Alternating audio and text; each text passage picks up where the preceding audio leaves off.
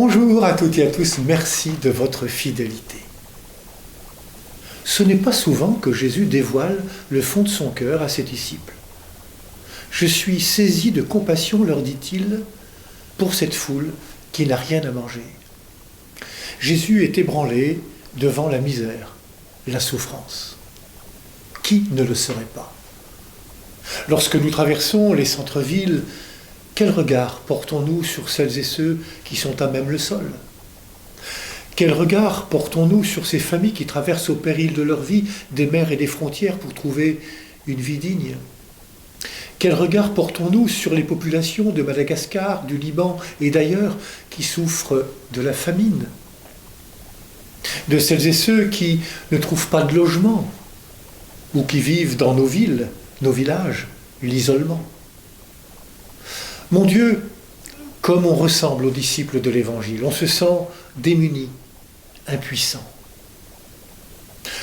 Où trouverons-nous dans un désert assez de pain pour rassasier une telle foule?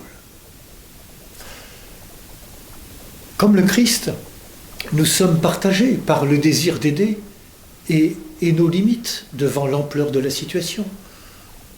On pourrait s'en sortir en fermant les yeux ou dans l'indifférence.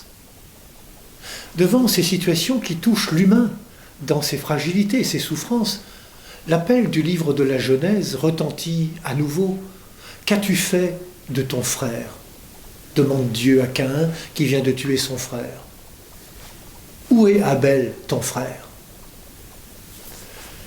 Quelle est notre attitude devant la misère et la pauvreté? Bien sûr, la compassion. Et ensuite, Jésus décide d'agir, mais d'agir avec les autres. Combien de pain avez-vous? En posant cette question, Jésus nous dit qu'il n'y a pas de fatalité. Il nous dit qu'il y a toujours un chemin pas à pas. Il nous déculpabilise de nos limites et de nos peurs.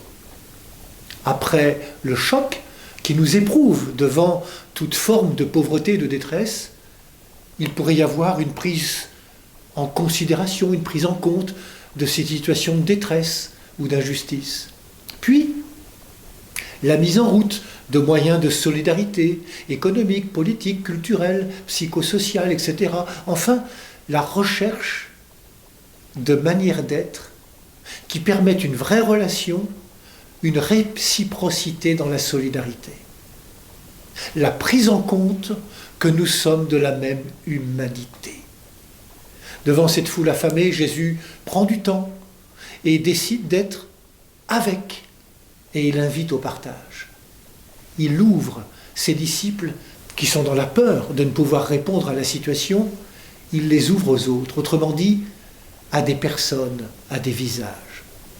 Comme l'écrit Daniel Douigou dans le journal La Croix, Jésus libère l'homme de ses peurs et de ses craintes. Il lui montre le possible de l'homme en vivant dans le partage l'humain de l'homme.